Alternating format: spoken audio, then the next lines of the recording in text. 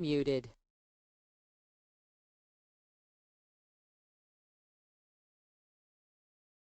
Good morning. This is Purvish Patel, and I'll be talking with you guys about assay development and optimization.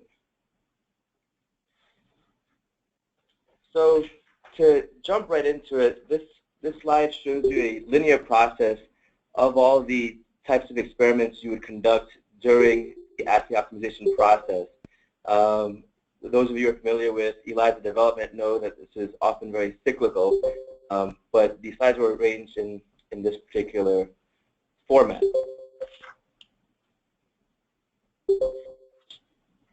So Simoa assays are ELISAs, and therefore the largest contributor to assay performance is the quality of the antibody.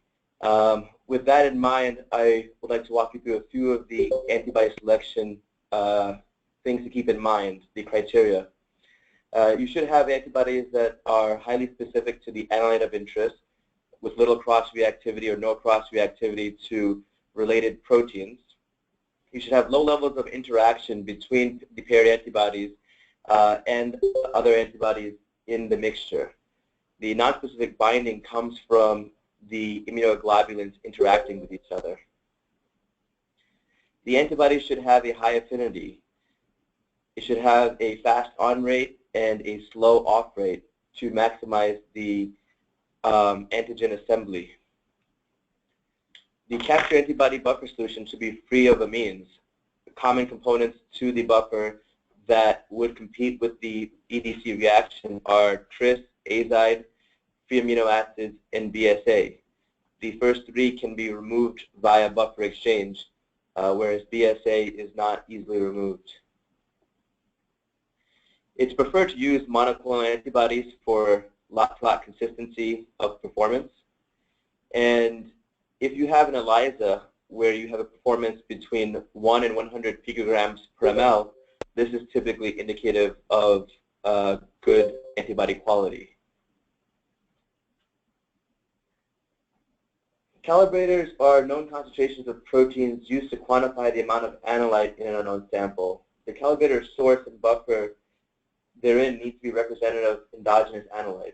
The selection of the calibrator, you should take into consideration the various expression vectors, the vendors and the sources, if there is a national or international standard to calibrate to, the stability of the antigen itself, the analyte, the purity of the protein or peptide, and if all of those above are not available and you are using lysates or homogenates, having a positive control in that group.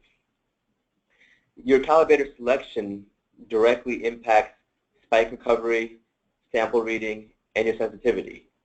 Your calibrator with your calibration buffer needs to reflect your endogenous sample reads as much as possible.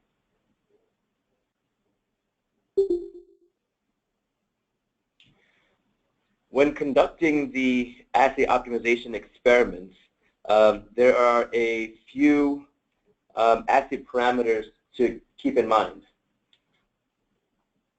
You should run your calibrators and samples in triplicate and look for outliers above 20%.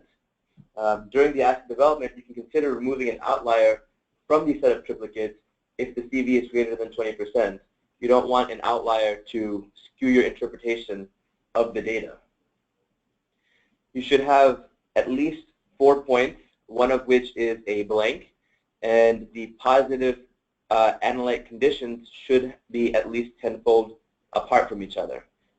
Obviously, you can include larger points to test the upper limit, but if you have many conditions and you're looking to conserve space, a minimum of 4-point calibration curve can help you distinguish which conditions during your experiment offer benefit over others. Spike and recovery is something that you should include all along the way. You don't want to spend too much time creating optimal calibration curve, but only to find out that you're not reading your samples accurately. So I recommend running at least 2 spike levels with 2 unique samples. Along the way, to ensure that your sample reads are going to also track in line with your calibrator optimization. If you're running less than a full 8-point curve, the concentration could be targeted towards one of the calibrators. This way, the curve fitting and the concentration will be a bit more accurate since your curve spans a much wider range. Another consideration for the assay optimization is to look at signal-to-background ratios and LOD. The LOD is defined as 2.5 standard deviations above background. It's good to assume a 10% CD for the early optimization experiment so that the normal run-to-run variation doesn't cause a misinterpretation of the LOD. For example, a high-slope calibrator with a 10% CV may give you a poorer LOD than a low-slope curve with a 1% CV. So this way, if you assume a 10% CV along all points, the LOD calculations won't have that variance skewing your interpretation of the data.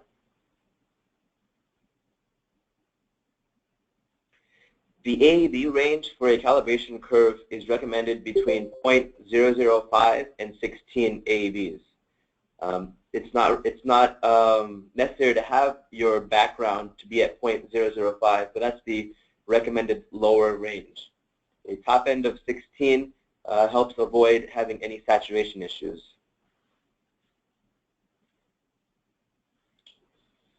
The majority of assays will have an optimal bead conjugation condition of 0.5 milligrams per mil of EDC with 0.5 milligrams per milliliter of antibody. When you do your QC and you measure the amount of antibody in your supernatant and the antibody in your first wash and calculate the amount of antibody coded onto your bead, you should expect greater than 0.1 milligrams per ml. Typically, depending on the antibody affinity, having more antibody is often not beneficial to sensitivity.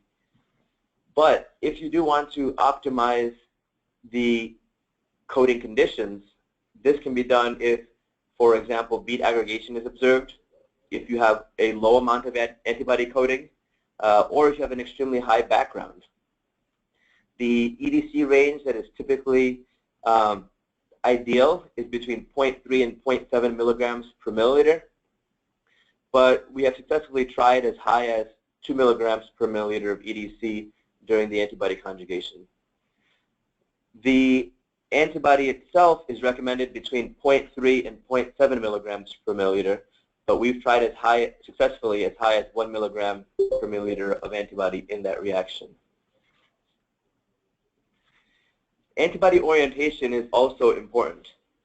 Although you may have a preferred or tested orientation from a different platform or ELISA, a plate-based ELISA, the orientation in Simoa on a bead can be very important. So it is important to try both orientations of the antibody. And since this is at the core of this technology a immunoassay, and the antibody is by far the most important component of the immunoassay, if your target sensitivity is extremely far after this initial testing, you should consider alternate antibody pairs early on.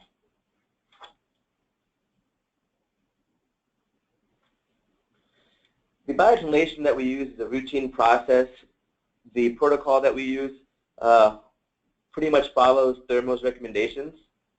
The molar ratio or challenge ratio optimal for Simoa is usually between 40 and 60x. This is a little bit higher than what's recommended for most biotinylation kits. They usually recommend closer to 20x, but we find that 40x seems to be the minimal molar ratio that you should use to get good signals.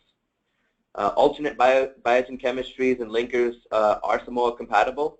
The only consideration is it must not contain a fluorescent linker. Those aren't very common, but just to keep an eye out for those.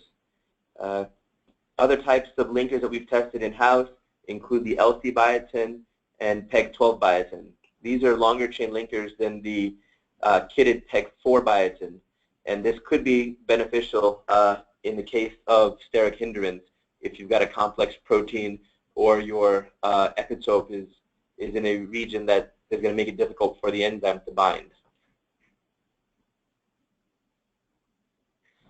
So once you have reagents prepared, you should initially test them as a 3-step versus a 2-step.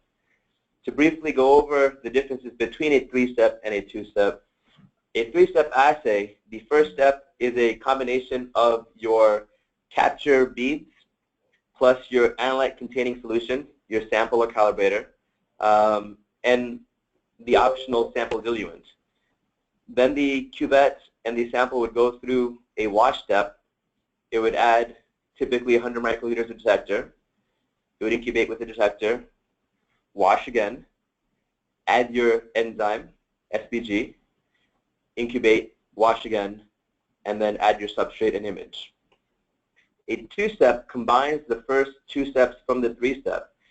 The first step in a 2-step assay has your capture beads, your analyte-containing solution, your sample or calibrator, potentially a sample diluent, but it also includes the detector. So you have kind of both ends of the sandwich and the immunocomplex binding in one solution. That incubates and then gets washed away, and then the enzyme is labeled. Again, incubate, wash, and add RGP, your substrate, and image. For starting conditions, it is recommended that you use your bead stock concentration at 2 times 10 to the 7th beads per milliliter. When using the standard 25 microliter volume, this equates to 500,000 beads per reaction. Typically, the default volumes on the Simoa system are used unless there's a good reason to change them. The only volume that is usually changed is the volume of sample or calibrator. The typical incubation cadence recommended for initial testing has 30 minutes for, in the case of a 3-step, has 30 minutes for the first step, 5 minutes for the second 2 steps.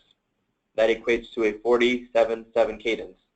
In a 2-step assay, the first incubation step is at 35 minutes, or a 47 cadence programmed on the instrument, followed by a 5-minute or 7 cadence SBG incubation.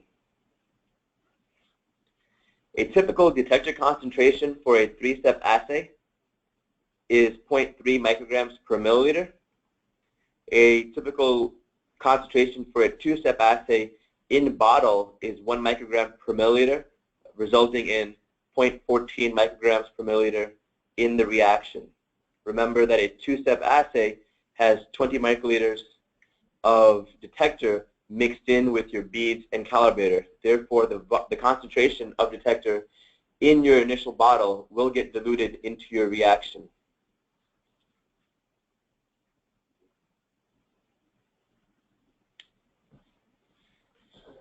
Buffer optimization can be extremely important for a well-functioning assay.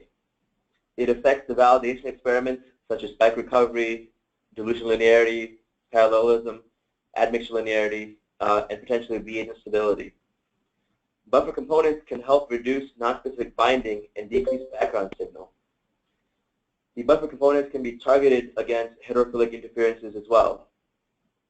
Although it's preferred to have the same diluent for calibrators and samples, it is not a requirement. Calibrators are typically in an artificial matrix with recombinant proteins. Endogenous forms of the proteins will have different conformations, maybe complex with other proteins, and have different post-translational modifications such as glycosylation. These all contribute to it behaving differently than your calibrator. Therefore, it may be necessary to have a different buffer for calibrators and samples. The goal is to have the most accurate sample reads as possible, and if a different buffer for calibrators makes it behave more like samples, then this would be the appropriate calibration. During buffer optimization, you should check the effect of spike recovery on your samples.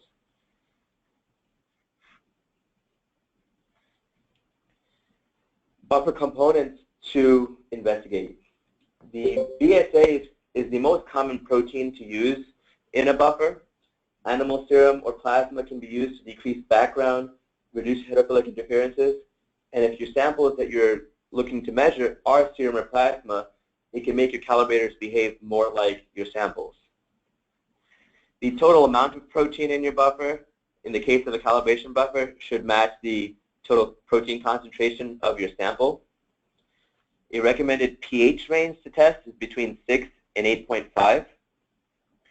Adjusting ionic strength and buffering capacity. For example, the sodium chloride concentration for ionic strength, and adjusting the phosphate if it's a phosphate-based buffer can also make a big role, can play a big role in the reading of your samples. There are a wide variety of surfactants that can be used. This is especially a high priority if you have bead fill issues or if the solubility of your analyte is of concern. Non-ionic surfactants are the most common. These include things like twine and triton. But depending on your protein of interest, anionic, cationic, and zwitterionic surfactants can make it critical to increase the solubility of your analyte and expose the epitope. A typical concentration of these surfactants are between 0.1 and 0.5%, but will vary based on the surfactant type. To block heterophilic interferences, I did mention that you can add some animal serum and plasma matching the species of your capture or detector antibody. You can also add generic IgGs, again matching to the species of your capture and detector.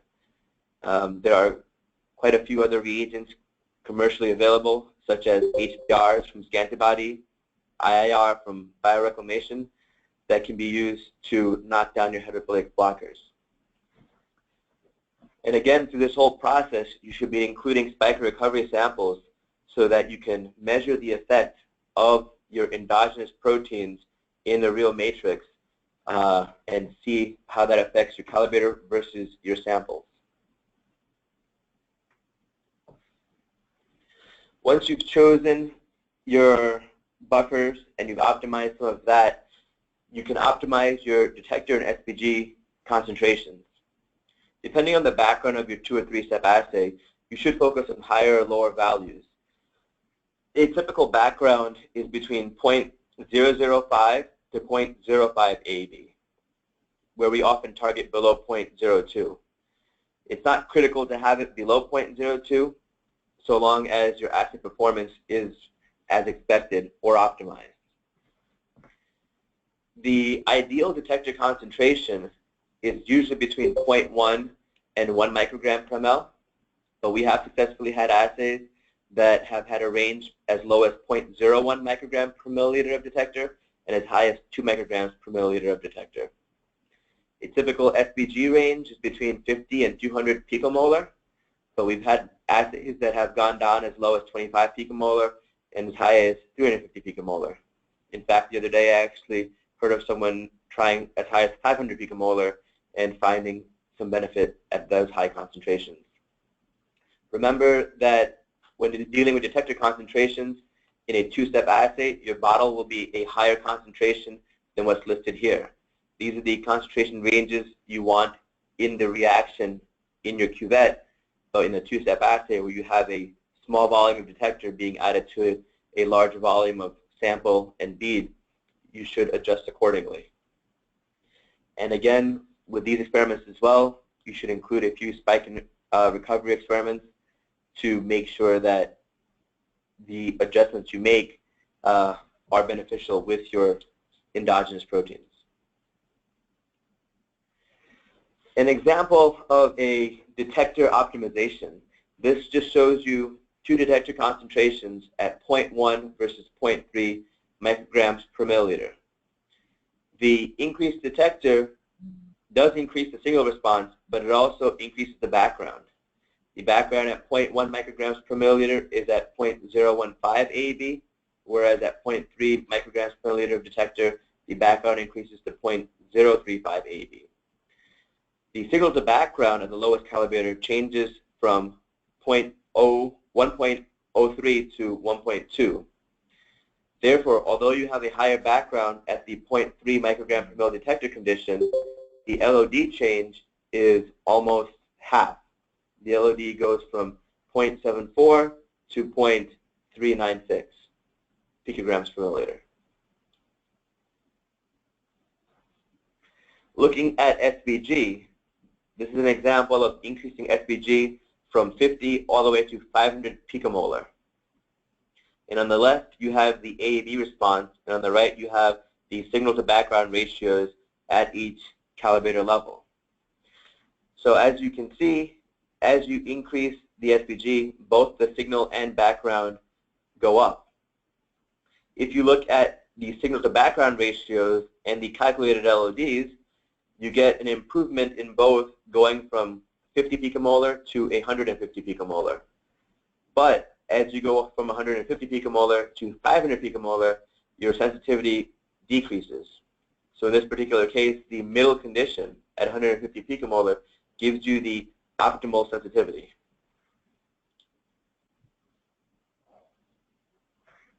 Once you've optimized your reagent concentrations, you can look at incubation times. Typically, this is only important for slow on-rate antibodies. If you have an antibody with a very high affinity, incubation time is not usually an important factor. High affinity antibodies typically bind most of the analyte within the first 15 minutes, and therefore an incubation time beyond half an hour buys you very little, diminishing returns. But if you do have a slow on-rate antibody and would like to try increased incubation, the recommended times to try for capture is as high as 2 hours, 1 hour for detection, and 15 minutes for SBG. In the case of a two-step where the capture and detection are combined, you would just go with the 2 hours for capture and detection. Long incubation times are of concern because it will result in lower sample throughput. In the assay definition, there is a field called time to first result, in addition to tests per hour. So once the tests per hour start to decrease as you adjust your incubation times, that is a reflection of lower throughput. And so take that into consideration when adjusting the cadences if the speed of the assay is important to you. Especially with these long incubations, analyte stability and sample evaporation are a concern. You should always use a plate seal. You can find them on Sigma or other sites. The part number is XT100. But using a plate seal for these long incubations is going to be especially important because of sample evaporation. And you also want to include, again, some spike recovery samples, because although you may not find a change in sensitivity for your calibrator, you may find that the endogenous proteins maybe need a little bit more time to bind to your analyte.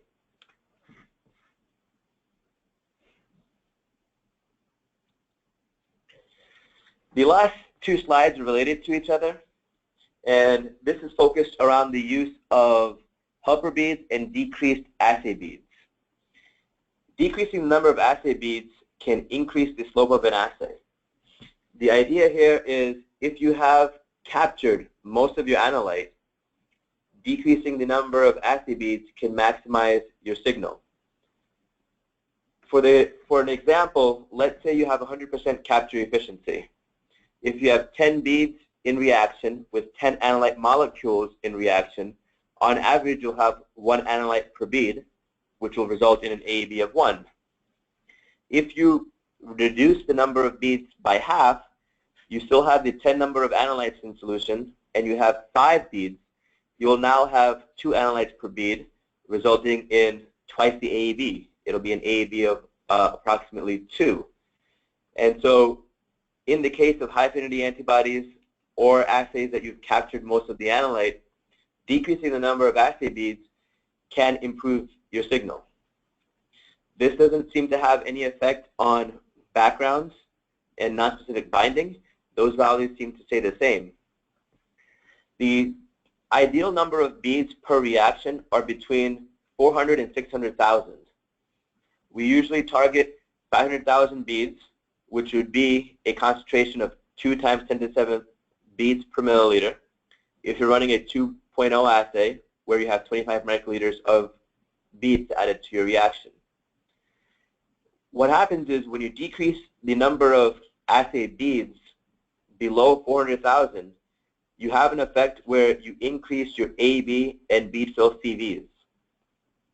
And the reason for this is there seems to be a critical mass of beads that need to go through the system.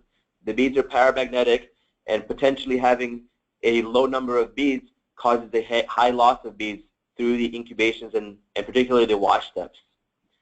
So to make up for the decreased number of assay beads, we add helper beads. Helper beads are a dye-encoded inert bead. They're an inert bead that does not participate in the reaction. Because they have a dye on the bead, they can be separated during image analysis.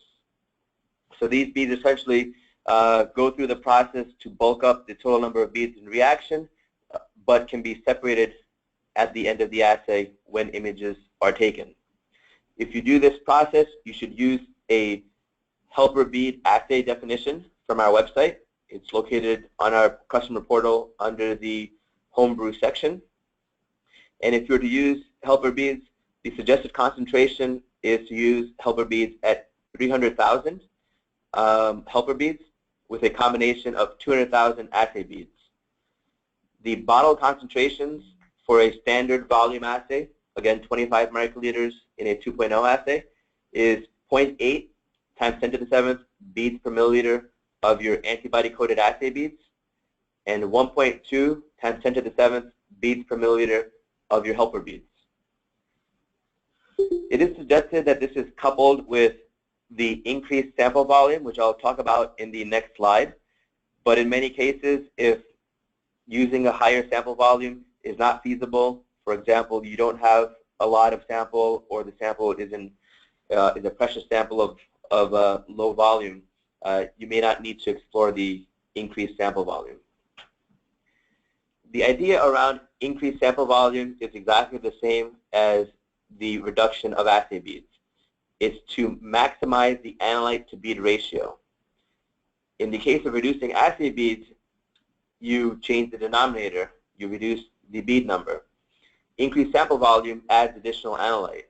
So in the example that I gave before, instead of having 10 analyte molecules over 10 beads, you would have 20 analyte molecules over 10 beads, and you would have the same 2-to-1 ratio.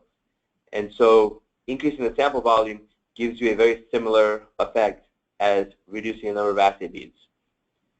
The total volume in the cuvette is recommended to be below 200 microliters. This is to ensure that when the cuvette goes into the washing ring, the bead pellet can be properly pulled out of solution.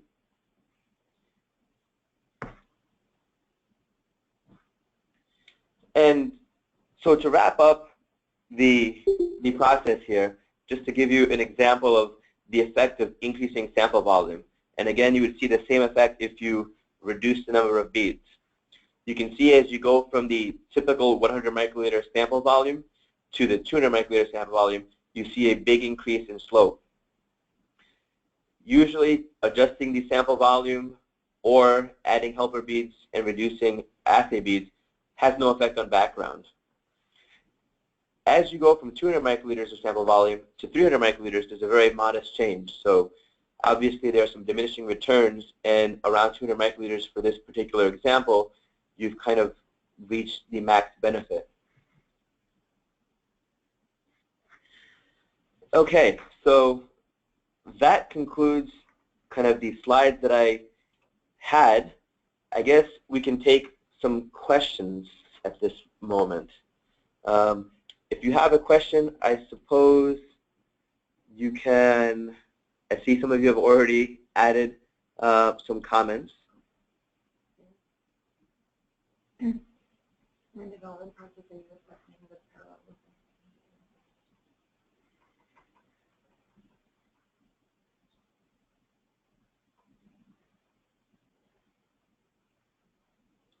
Okay, so the first question that I have, the question is not especially related to the assay development, but I have a question about Samoa generally. Let's say I have some samples, but they are all cases. The controls will be only available in a few months. If I ran the cases now with one kit and controls later with another kit, is there a concern for a batch effect? Well, I would say that if you're using a Quanterix kit, we do batch-to-batch and lot-to-lot qualification. So every new batch that we release goes through an internal QC process to ensure that the samples are reading the same way. So we have a bunch of QC samples that are stored at -80 in serum and plasma, sometimes CSF, that we use to qualify each batch to ensure that each lot of material that we produce, each batch that we produce, gives you the same results. Talking about run-to-run batches, if you look at our kitted assays, there's a data sheet for each assay. And the data sheet kind of gives you a run-to-run or instrument-to-instrument variability. So you can take a look at that chart to get a sense of what kind of variance you would expect from one day to the next, even using the same kit. I recommend that if this is a big concern to you, that you run your own precision study using your instrument in your environment, as you may get slightly different performance. We try to qualify multiple instruments in-house with multiple batches to try to introduce as much variables as possible. Okay, looking at the next question, in the development process, are you assessing the parallelism of the method, that is to say the endogenous dilution linearity in addition to selectivity, which is the spike recovery, in order to verify that the endogenous analyte is effectively measured? So I focused this talk really around the prototyping of the assay, the early development of the assay. And I include spike recovery samples along the way to give myself a sneak peek into the assay, what we call the assay validation or the product validation. But parallelism and dilution linearity are certainly things that you must test to be confident in the performance of your assay. And therefore, before I test any samples of interest or do any real work, I'll go through a validation process where I check the precision of the assay, lot-to-lot variations, as well as things like parallelism, dilution linearity, and admixture linearity. Often the Quanterix kits also go through a stability testing to ensure that the storage of materials will not have an effect on the results from the beginning of the shelf life to the end of the shelf life. Another question is, we are seeing a very high top signal of about 25 AB, and the background is 0.008. We are dropping the signal during serial dilution a lot, so we are not reaching sensitivity we want. What is the cause in the drop in signal? So, well, first, the top end signal of 25 AB is not recommended to have routinely. You will be in danger of having saturation of your calibration curve or your samples if it's above 20. The recommended top end is to be around 16 AB. If I understand your question, so when you say you're dropping the signal during your serial dilution, I'm assuming that it's dropping non-proportionally.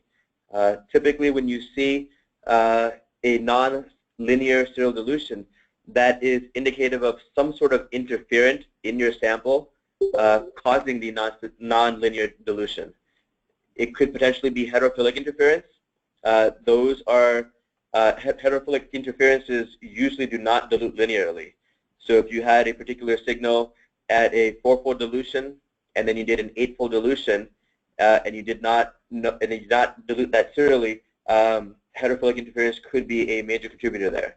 So you should investigate adding blockers, potentially animal serum, matching your capture or detector analyte, or purified IgGs matching either species, as well as a variety of blockers such as the ones I mentioned, HBr or IIR, are common ones.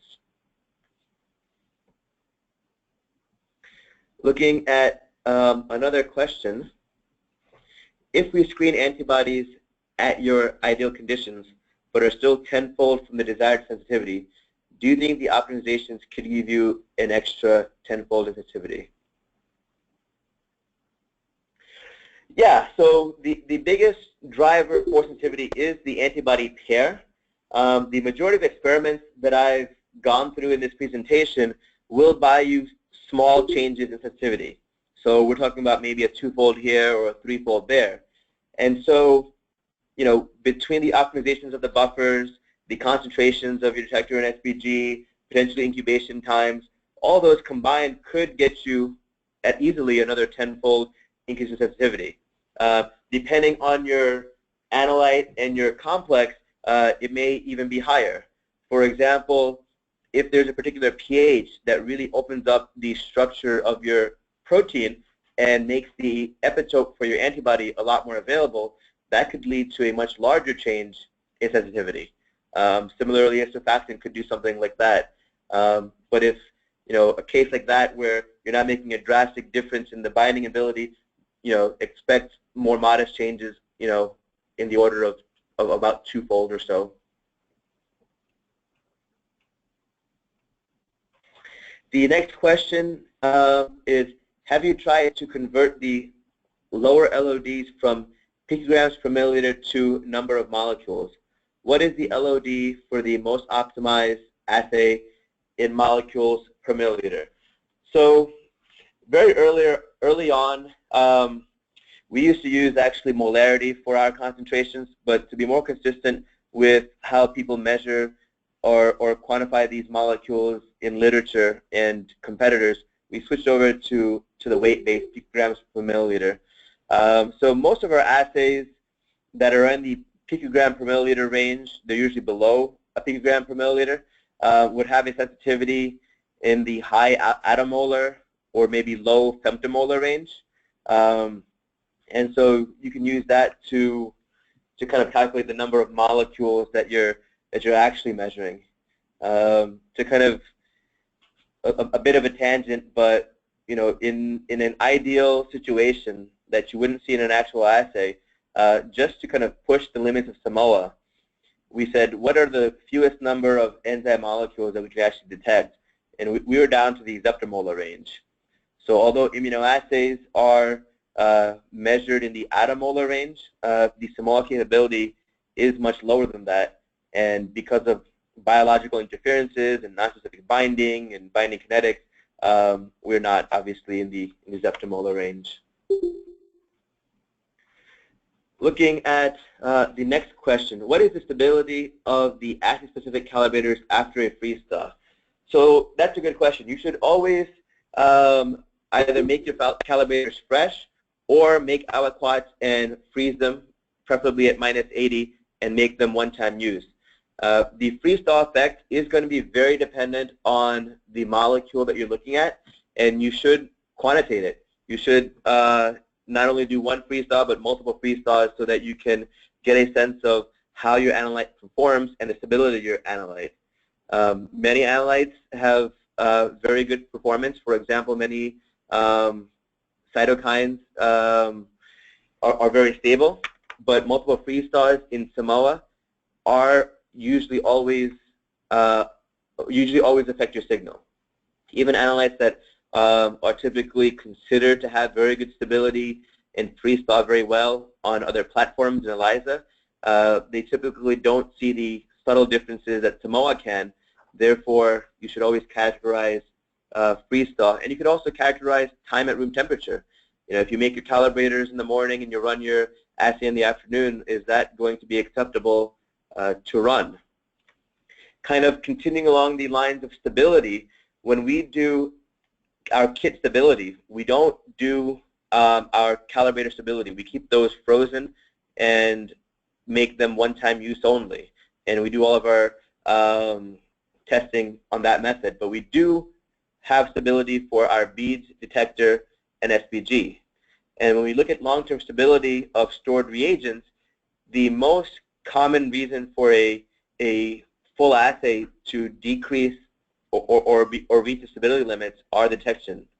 The detector antibody conjugated to the biotin over time, in many cases, will increase in background signal. So your NSB, non-specific binding of that detector antibody, kind of creeps up over time. And that is usually the major contributor for kind of kit instability. The beads and SBG tend to be more stable when kept at 4 degrees in the recommended Quanterix buffers. The kind of question after that directly relates to that: how fast is the degradation of the kits? Like I said, we do stability testing of all of our kits. We do real-time stability at 4 degrees. We do accelerated stabilities at 25 degrees and 37 degrees Celsius to predict out the stability. So we always try to give the maximum stability for our kits, and for many of our current kits, we're trying to evaluate longer stabilities. And so it's not typically advisable to run an expired kit, because many of our kits struggle to reach, for example, a 6-month stability. And in that case, running an expired kit could have a big effect on your sample reads.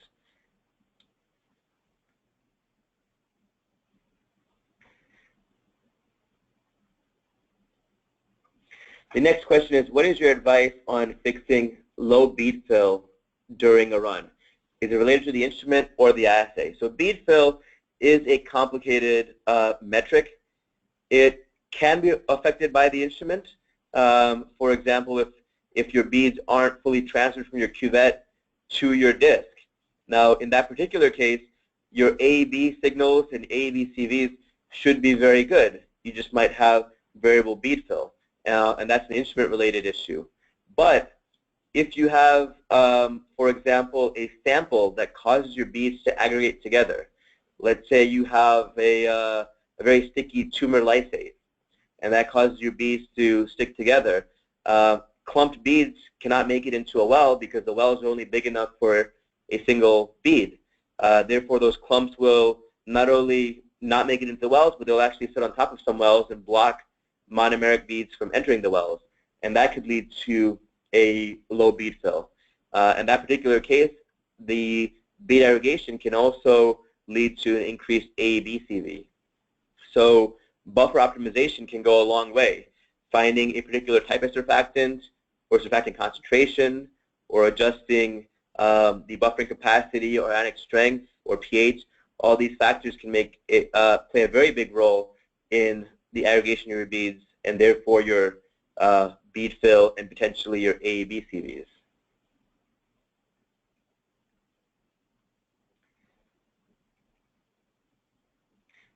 The next question is, with a sample assay, for example P24, how long can the calibrators be left at room temperature after thawing?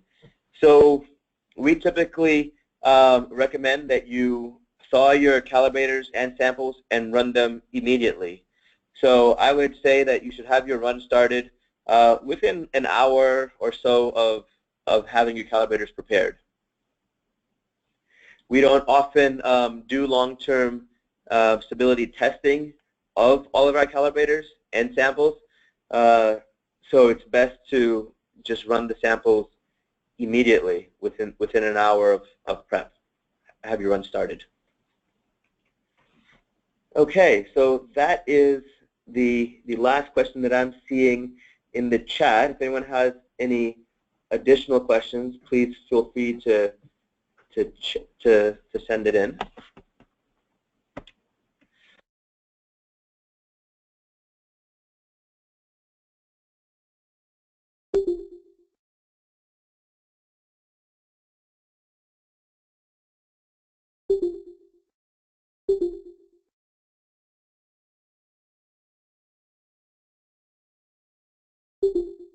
Okay, so I have another question here. With a new marker, how do you go about designing the buffer? Do you methodically go through your standard buffers and choose one to be optimized further?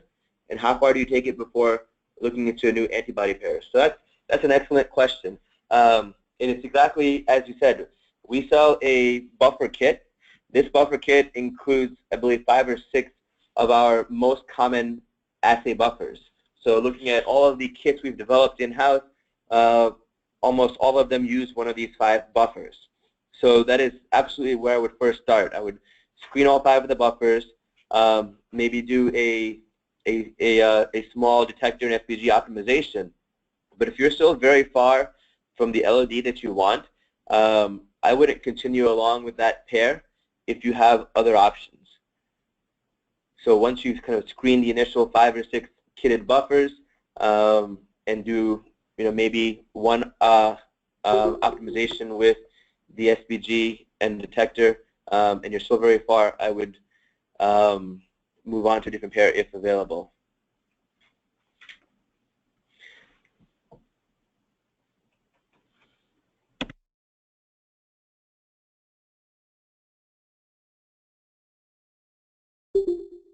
Along the lines of those buffers, we did just very recently, I think this week, publish a new document on our portal that lists out those buffers and other consumables, including part numbers of things. So you'll have not only buffers, but things like assay kits, homebrew kits, wash buffers, SBG, RGP. So please check those out. And these slides will be available online, so you can have these as a reference. We will be publishing a more detailed version of these slides, actually, hopefully soon. And so these slides are kind of for a presentation mode, but there'll be slides that you can use more as a reference document that has a lot more nitty-gritty details about many of these experiments. And this webinar is also being recorded, so you could also listen to this again if you really miss my voice. And please, as you have had time to think about this and digest a lot of this information, feel free to send us suggestions, and if you have any additional questions, we can answer those the best that we can. And if there are things that you're looking for us, if we can develop something, be it a buffer or a process to help improve your assay development experience, we certainly want to hear all of your input, obviously on the instrument, but also on the assay sides.